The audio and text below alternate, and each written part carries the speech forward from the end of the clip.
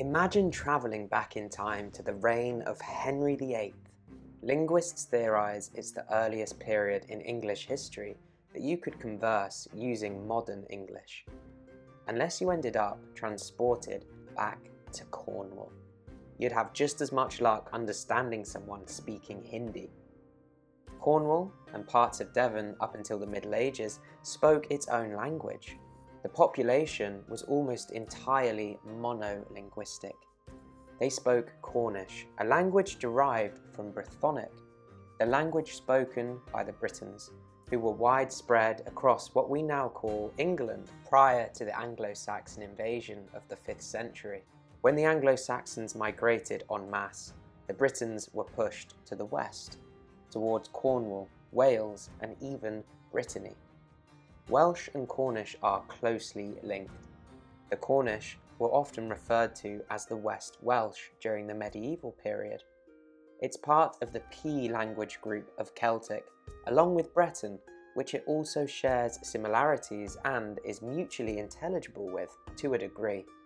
But unlike the Welsh language, Cornish completely faded.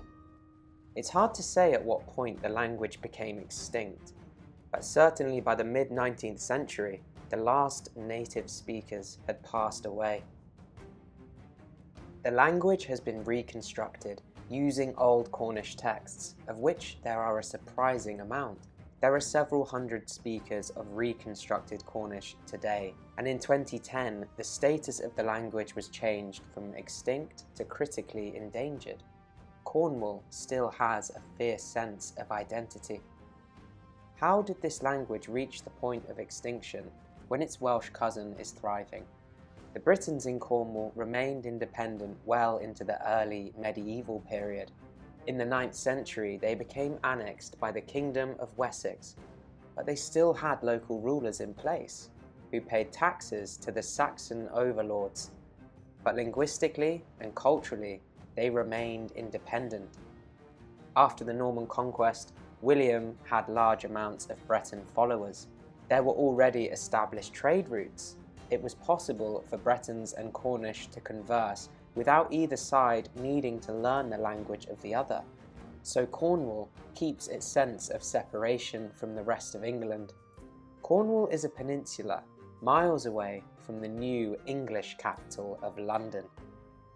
1100 to 1500 was the golden age for the Cornish language. Plays and poems were constructed by Cornish-speaking clergy and performed by Cornish-speaking laypeople. During this period, noblemen comment how their servants spoke no English, but the fact it was a language used by the clergy shows it was more than just a layperson's language. It was the language of an educated class. In 1497, Henry VII was fighting a war with Scotland. Henry needed to raise taxes in order to fund his campaign. The Cornish resented these taxes. Usually, they'd been afforded special dispensations as a semi-autonomous county, but Henry had done away with these exemptions. It sparked revolt in Cornwall. A group of men, led by a blacksmith, Michael and Goff, decided to march to London. Some accounts say they had 15,000 men. Their goal was to speak directly to the king and regain Cornwall's tax exemptions. Henry, on seeing this mob approach London, sent out his own forces. Henry clearly didn't think it was worth negotiating. After all, a mob led by a blacksmith demanding a personal hearing from a king elected by God was always going to be met with disdain.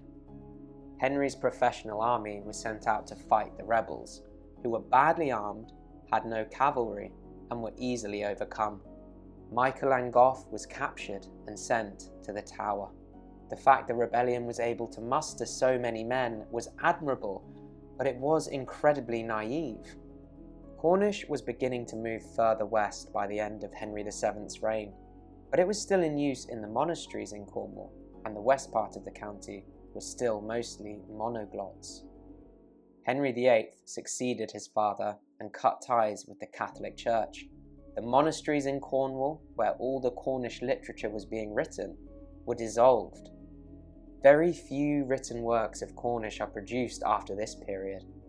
It may have survived as a spoken language were it not for what happened next. The Common Book of Prayers, part of England's shift towards Protestantism. Catholic services had been held in Latin. Now England was sovereign over its religious practices. It would now pray in English. However, English was even less familiar to the Cornish monoglots than Latin was. When services began in English, Cornish people stopped attending. They stopped paying mandatory taxes to their local churches. Rebellion broke out once again. They demanded a return to Latin. They marched to Exeter rather than London, never straying far from local help. The local militia couldn't deal with the rebels, who numbered somewhere around 7,000. Royal troops were sent in. Several battles took place. The Cornish forces were made up of ordinary men, fishermen, tradesmen, and miners. It was a grassroots campaign, which again made negotiations difficult. If they made concessions for Cornwall about the prayer book, they would have to do the same elsewhere. A return to papal Latin was out of the question. The crown brutally crushed the rebellion. There were thousands of Cornish casualties.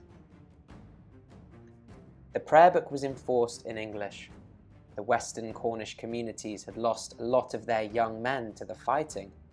The Cornish-speaking population had been fractured. English-speaking clergy were sent in to replace the Cornish ones. English became more and more prominent. Cornish became confined to isolated rural communities. Speaking only Cornish put you at a disadvantage socially and economically. It became confined to the poor and uneducated. The Common Prayer Book was translated into Welsh during Elizabeth I's reign. The same privilege was not granted to Cornwall. Partly due to Wales having more autonomy as an annexed state rather than just a county, but also due to these two huge Cornish rebellions. The Crown wanted to squash any sense of Cornish identity. Children of Cornish-speaking families became bilingual, and these children no longer taught Cornish to their children. The same thing has happened with other Celtic languages throughout Britain, but Welsh and Scots Gaelic remained in use throughout communities in the 20th century, and this was crucial to their revival. Although Cornish is still in use today in its revived state, and I have huge admiration for the people who've learnt it and for the people who continue to use it to this day.